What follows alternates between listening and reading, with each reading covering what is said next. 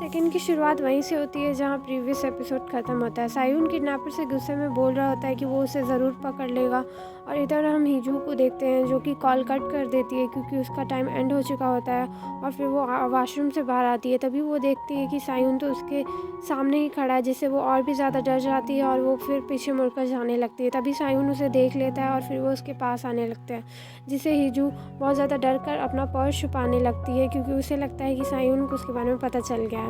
तभी हम देखते हैं कि सायून उसके पास आता है और उससे लेकर एक खाली कमरे में चला जाता है, जहाँ वो उसके पास आकर उसे अपना फ़ोन निकालने के लिए बोलता है, जिससे हीजू तो बहुत ज़्यादा नर्वस हो जाती है। और फिर सायून उसके और भी पास आता है और बोलता है कि क्या कल उसके साथ कोई एक्सीडेंट हुआ था, जिससे हीजू सर हिलाकर हाँ बोलती है। सायून हीजू से उसके किडनैपिंग के टाइम के बारे में पूछता है, जिस पर हीजू फ़ोन में टाइप करके बताती है। सायून को बहुत ज़्यादा गुस्सा आ रहा होता है क्योंकि किडनैपर की बात सच होती है। फिर वो हीजू का ड्रेस हटाकर उसके गर्दन पे देखने लगता है, तब वो नोटिस करता है कि उसके गर्दन पे एक कट का निशान है और उसे तो काफ़ी चोट लगा है, जिस पर सायून को और भी ज़्यादा गुस्सा आता है। और फिर वो हीजू से पूछता है कि क्या उसने उस इंसान का चेहरा देखा, जिस पर हीजू फ़ोन में टाइप करके बताती है कि उसका फेस कवर्ड था, इसलिए वो उसका फेस नहीं देख पाई। सायून हीजू को बोलता है कि इतना सब कुछ हो गया तो तुमने मुझे कुछ बताया क्यों नहीं, तो जिस पर हीजू कुछ नहीं बोलती है। और फिर सायून उससे बोलता है कि आज से तुम जहाँ भी जाओगी तुम्हारे साथ बॉडीगार्ड्स जाएंगे, और ऐसा बोलकर वो बाहर चला जाता है। तभी वो अपने बिल्डिंग के सिक्योरिटी गार्ड को कॉल करके बोलता है कि हीजू जाने वाली है, इसलिए वो इस बात का ध्यान रखे। फिर सायून अपने असिस्टेंट दोजी को कॉल करता है और उससे किडनैपर के लोकेशन के बारे में पूछता है, जिस पर उसका असिस्टेंट दोजी बताता है कि लोकेशन हम ट्रेस नहीं कर पाए क्योंकि उस किडनैपर का आईपी एड्रेस बार बार चेंज हो रहा है। सायून असिस्टेंट से बोलता है कि जितनी जल्दी हो सके हमें उस किडनैपर का लोकेशन ट्रेस करना होगा, क्योंकि वो मेरे बारे में उन सब बातों को भी जानता है जो सिर्फ शायद फैमिलीज़ वाले ही जानते हैं। सायून अपने असिस्टेंट दोजी से बोलता है कि आज के इवेंट में आए हुए सभी गेस्ट की लिस्ट निकालो और मैं तुम्हें किडनैपर के साथ हुई कन्वर्सेशन की रिकॉर्डिंग भी भेज रहा हूँ, तुम उसमें से जल्दी से वॉइस को एक्सट्रैक्ट करो। फिर हम हीजू को देखते हैं जो सायून की वॉइस रिकॉर्डिंग को सुनकर बहुत ही ज़्यादा स्माइल कर रही होती है कि सायून बहुत ज़्यादा डर जाता है जब उसकी चीज़ों को कोई छूता है, मीन्स उसकी वाइफ को। हीजू फ़ोन को देखकर बोल रही होती है कि ये फ़ोन मेरे पास पिछले 2 दिन से है, किडनैपर ज़रूर इसे ढूंढ रहा होगा, इसलिए मुझे अपना काम जल्दी फिनिश कर देना चाहिए। तभी हम देखते हैं कि हीजू को किसी के आने की आवाज़ आती है, इसलिए वो जल्दी से फ़ोन को अपने पर्स के अंदर छुपा देती है। तभी सायून वहाँ पर आता है और हीजू से कार की कीज़ मांगता है और वो खुद से उस कार की कीज़ को लेने लगता है। तभी हीजू वहाँ से जल्दी से आती है और अपने पर्स पे हाथ रख देती है और फिर वो उसे कीज़ निकाल कर देती है। सायून उस कीज़ को लेकर जल्दी से पार्किंग लॉट में जाता है और कार को चेक करने लगता है। इधर हीजू बहुत ज़्यादा वरीड हो रही होती है कि उसे उसकी कार की कीज़ क्यों चाहिए होती है। तभी हीजू को याद आता है कि उसने उस रात बहुत ज़्यादा ज़ोर से चिल्लाया था और ये चीज़ उसके कार के डैश कैम में रिकॉर्ड हो गई होगी, इसलिए बहुत ज़्यादा ज़ोर से भागती है।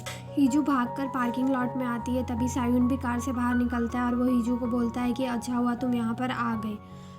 सायून हीजू को बताता है कि कार की डैश कैम फुटेज में कुछ भी रिकॉर्डेड नहीं है, जो सुनकर हीजू तो बहुत ज़्यादा रिलीफ फील करती है। सायून उससे बोलता है कि एक्सीडेंट के बाद से तुमने कार यहाँ तक कैसे लाई, जिस पर हमें फ्लैशबैक का एक सीन दिखाया जाता है जहाँ एक्सीडेंट के बाद वो उसका फ़ोन लेकर भाग गई थी और उसने एक टो ट्रक बुलाया था, और जब वो वहाँ कार में चेक करने जाती है तब तक किडनैपर वहाँ पे भाग चुका होता है। फिर हम प्रेजेंट में देखते हैं कि एक तेज़ बाइक उनकी तरफ आ रही होती है, जो सायून देख लेता है और वो हीजू को अपनी तरफ खींचता है और फिर हम देखते हैं कि वो दोनों काफ़ी पास आ जाते हैं। सायून हीजू से बोलता है कि कल से तुम्हें काम पर जाने की ज़रूरत नहीं है, जिस पर हीजू फ़ोन में टाइप करके बोलती है कि मुझे जाना होगा क्योंकि कल मुझे कोर्ट में डायरेक्टर के लिए इंटरप्रेटिंग करनी है।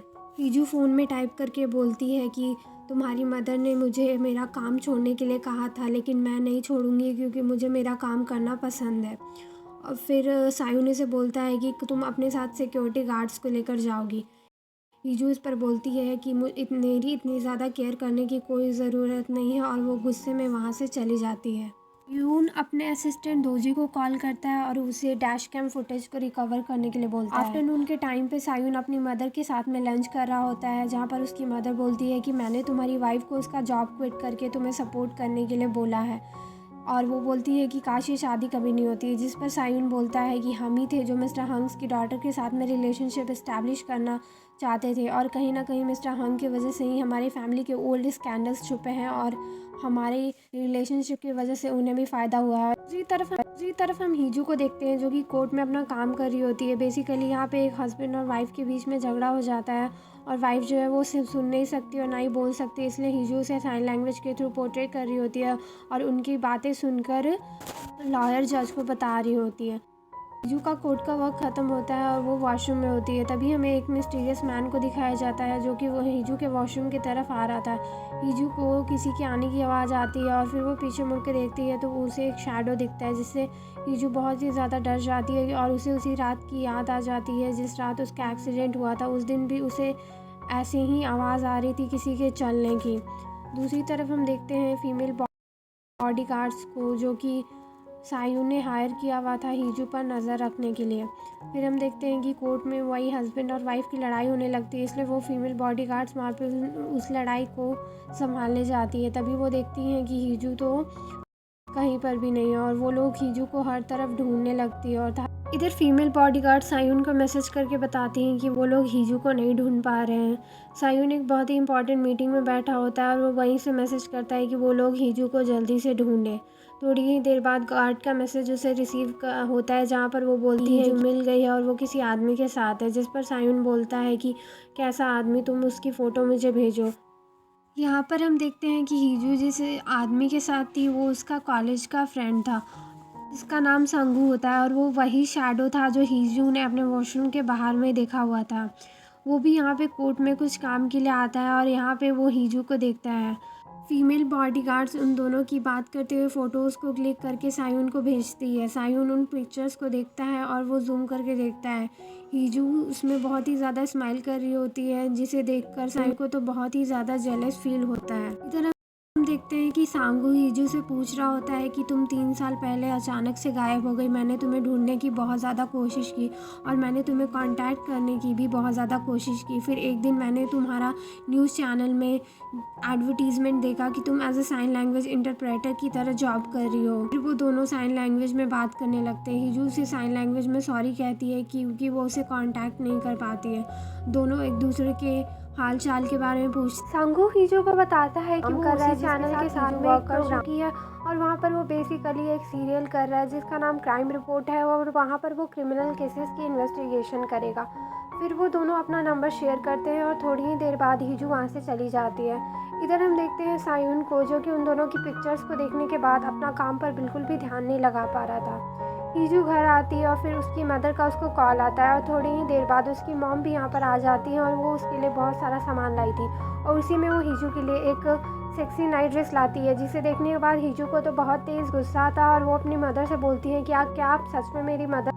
हीजू की मदर बोलती है कि हिना के शादी से भागने के बाद तुम्हें उसकी जगह लेने के लिए बोला गया था, पर तुमने एक कंडीशन पुट अप किया था कि तुम्हारे फादर को एक अच्छे नर्सिंग होम में शिफ्ट करवा दिया जाएगा और हुआ भी ऐसा ही।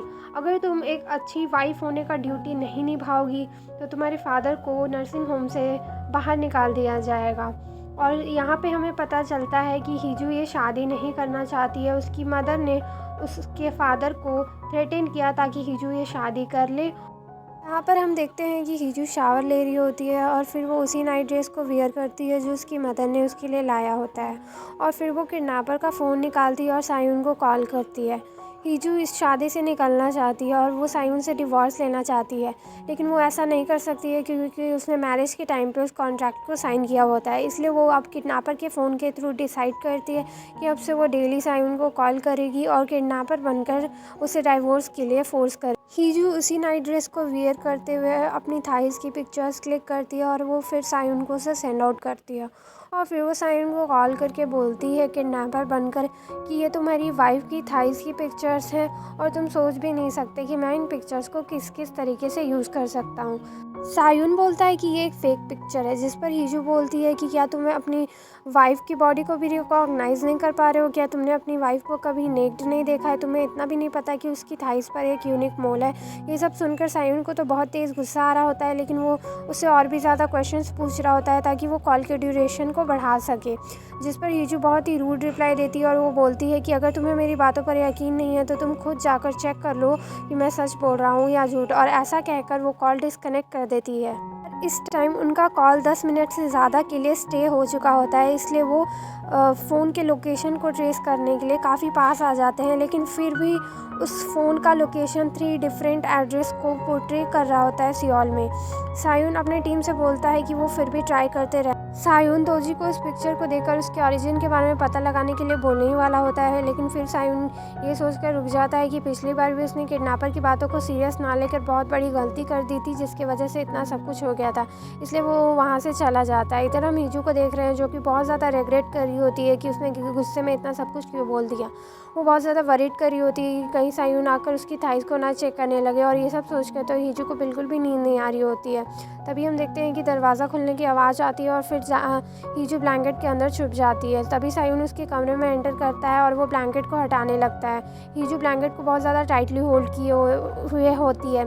सायुन ब्लैंकेट को बहुत ज़ोर से खींचता है, जिसकी वजह से वो हीजू पर गिर जाता है और वो दोनों काफ़ी करीब आ जाते हैं। हीजू अपना फेस अदर साइड में कर लेती है। तब सायुन उठता है और वो हीजू से बोलता है कि प्रेसिडेंशियल ऑफिस में एक साइन लैंग्वेज इंटरप्रेटर की ज़रूरत है। अगर तुम चाहती हो तो तुम अप्लाई कर सकती हो। तुमने मुझसे कहा कि तुम अपने वर्क को कंटिन्यू करना चाहती हो, तो तुम अपनी एबिलिटीज़ को प्रूव करो और उस पोजीशन को हासिल करो। और ऐसा बोलकर सायुन कमरे से बाहर चला जाता है। हीजू सोचती है कि इतनी रात को वो मुझसे यही बोलने आया था। सायुन हीजू के कमरे से बाहर आता है और फिर वो डाइनिंग टेबल की तरफ देखता है और अपनी फ़र्स्ट वेडिंग नाइट को याद करता है 3 साल पहले कि किस तरह हीजू उसके लिए खाना बनाकर डाइनिंग टेबल पे वेट कर रही होती है और वो सो रही होती है। सायुन तो उसे बहुत ही प्यार से देख रहा होता है और फिर वो दोनों एक साथ खाना खाने लगते हैं। हीजू फिर खाना खाने के बाद उसके डांस के लिए बोलती है और वो दोनों डांस कर रहे होते हैं। हीजू तो बहुत ज़्यादा नर्वस हो रही होती है। वो एक रोमांटिक एटमॉस्फेयर क्रिएट कर रही होती है क्योंकि उसकी मदर ने उसे ऐसे इंस्ट्रक्शंस दिया था। सायुन ये चीज़ नोटिस कर सायुन हीजू के थोड़ा करीब आता है और वो उससे बोलता है कि तुम्हें ये सब करने की कोई ज़रूरत नहीं है, तुम्हें किसी का पपेट बनने की भी कोई ज़रूरत नहीं है, और तुम वो सब चीज़ें मत करो जो तुम्हारी मदर तुमसे कहती है। फिर वो बोलता है कि मैं तुमसे क्लियरली बोल रहा हूँ कि तुम मेरे प्लान का कभी भी हिस्सा नहीं हो, इसलिए आज के बाद से तुम मेरे मैटर्स में कभी भी इंटरफेयर नहीं करोगी। और ऐसा कहते हैं और फिर सीन प्रेजेंट टाइम में आता है। फिर सायुन हीजू के कमरे की तरफ देख रहा होता है। इधर हम देखते हैं कि हीजू नहीं सो पा रही थी क्योंकि वो वही बातें सोच रही होती है कि किस तरह सायुन आज उस पर गिर गया था और उसकी हार्ट बीट बहुत ज़्यादा फास्ट हो गई थी। हीजू जब मॉर्निंग में उठती है तब वो देखती है कि सायुन तो टीवी देख रहा होता है और फिर वो उसे ब्रेकफास्ट के लिए बोलता है, जिस पर हीजू जाकर ब्रेकफास्ट बनाने लगती है। तभी सायुन वहाँ पर आता है और फिर वो भी ब्रेकफास्ट बनाने लग जाता है। हीजू उसकी हेल्प करने लगती है और सायुन इनडायरेक्टली कुकिंग करते हुए उससे पूछता है कि सिक्योरिटी गार्ड्स ने मुझे बताया कि तुम कोर्ट से अचानक से गायब हो गई थी, जिस पर हीजू फ़ोन में टाइप करके बोलती है कि उस दिन उसे उसका कॉलेज का फ्रेंड मिल गया था और वो उससे बात करने लगी थी। जिस पर सायुन हीजू से पूछता है कि क्या तुम दोनों बहुत क्लोज़ हो, मेरा मतलब क्या तुम दोनों अच्छे फ्रेंड्स हो और क्या वो भरोसे के लायक है। जिस पर हीजू फ़ोन में टाइप करके बोलती है कि वो एक अच्छा इंसान है। सायुन हीजू को खाना बनाकर दे देता है और वो वहाँ से चला जाता है, जिस पर हीजू सोचती है कि क्या सच में इसने आज मेरे लिए खाना बनाया है। दूसरी तरफ हम यूरी के ऑफिस के बाहर में देखते हैं जहाँ पे फैंस की बहुत ज़्यादा भीड़ होती है। यूरी भी वहाँ पर चली जाती है, लेकिन धक्का-मुक्की होने की वजह से यूरी गिरने वाली होती है। तभी संगू आता है और उसे होल्ड कर लेता है। यूरी तो उसे देखते ही रह जाती है। संगू हमारे ड्रामा का सेकंड मेन लीड है जो कि प्रोफेशन से डॉक्टर और यूट्यूबर भी है। यूरी का कॉफ़ी संगू के हाथ में गिर जाता है। फिर हमें देखते हैं कि वो दोनों एक कैफ़े में बैठे रहते हैं और वो दोनों बात करते हैं। यहाँ पे हमें पता चलता है कि यूरी भी उसी प्रोग्राम के साथ में काम कर रही है जिसके साथ संगू काम करने वाला है। दूसरी तरफ हम देखते हैं कि किडनैपर का वॉइस मॉडरेशन करने के बाद में जो फर्स्ट सैंपल आता है उसका वॉइस क्लियर नहीं होता है, इसलिए सायुन किडनैपर की आवाज़ को नहीं पहचान पाता है, लेकिन फिर भी वो बोलता है कि वो लोग ट्राई करते रहें। फिर हम देखते हैं कि वो दोनों सीसीटीवी फुटेज को चेक करने लगते हैं जहाँ पे किडनैपर तो बहुत ही इजीली हीजू के कार में एंटर कर जाता है। एक्चुअली वो दोनों नहीं जानते हैं कि हीजू का कार किडनैपर ने हैक कर लिया होता है, इसलिए वो इतनी इजीली उसका डोर खोलकर अंदर आ जाता है। ये सब देखकर दोजी सायुन को बोलता है कि ऐसा लग रहा है मानो किडनैपर तो खुद अपनी मर्जी से आकर कार में बैठा है, जिसके बाद सायुन भी सोचने लगता है कि हीजू नर्सिंग होम में अपने रियल फादर से मिलने आती है। बेसिकली हीजू की मदर अपने फर्स्ट हस्बैंड मीन्स हीजू के फादर से शादी करती है, पर हीजू के फादर बहुत ही ज़्यादा पुअर होते हैं, इसलिए वो शादी के बाद उन्हें छोड़ देती है। जिसके बाद हीजू के फादर मेंटली अनस्टेबल हो जाते हैं और वो काफ़ी साल से बीमार है और वो इसी नर्सिंग हॉस्पिटल में है। हीजू अपने फादर अपनी प्रॉब्लम्स बताकर बहुत ही ज़्यादा रोने लगती है कि किस तरह से वो शादी से बिल्कुल भी खुश नहीं है और वो एक भी दिन पीसफुली नहीं जी है और उसे सबके सामने ये प्रिटेंड करना पड़ता है कि वो बोल नहीं सकती है। यहाँ पर हम देखते हैं कि सायून अपने फ्रेंड ह्योजिन को इनडायरेक्टली ये बात बताता है कि एक आदमी उसकी वाइफ की प्राइवेट पिक्चर्स को भेजता है और वो उसके हस्बैंड को धमकी देता है कि वो उनसे डाइवोर्स ले ले, जिस पर ह्योजिन बोलता है कि इसका तो सिर्फ एक ही मतलब हो सकता है कि उसकी वाइफ का उस आदमी के साथ में कोई रिलेशनशिप होगा। इसकी बातें सुनने के बाद सायून दोजी की बातों को भी याद कर रहा होता है कि कैसे दोजी ने उसे बताया था कि वो किडनैपर अपनी मर्जी से आकर उसके कार में बैठा था। रात के 10 बज रहे होते हैं और सायून तो इन्हीं सब बातों के बारे में सोचे जा रहा होता है। तभी किडनैपर का कॉल आता है और फिर वो कॉल उठाकर जल्दी से डिस्कनेक्ट करता है, जिस पर हीजू बोलती है कि उसने कॉल क्यों डिस्कनेक्ट किया होगा।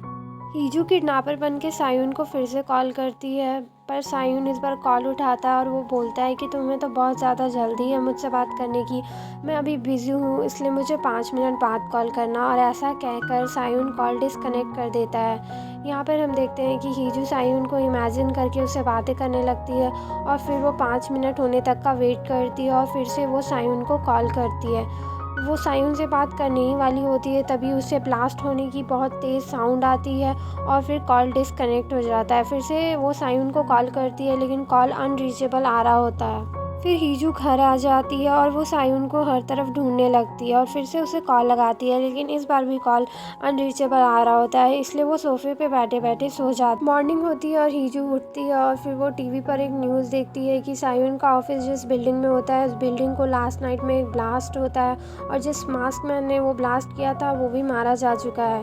साथ ही में टीवी में एक CCTV फुटेज भी दिखाया जाता है और साथ ही में रिकॉर्डर एक धमकी भरा कॉल रिकॉर्डिंग भी चला रहे होते हैं, जो कि सेम वही कॉल रिकॉर्डिंग होता है जो कि सायून को मिला होता है, जिसमें वो किडनैपर बोल रहा होता है कि वो उसे मार देगा और उसके पास टाइम है, वो उसे 2 बिलियन वॉन दे।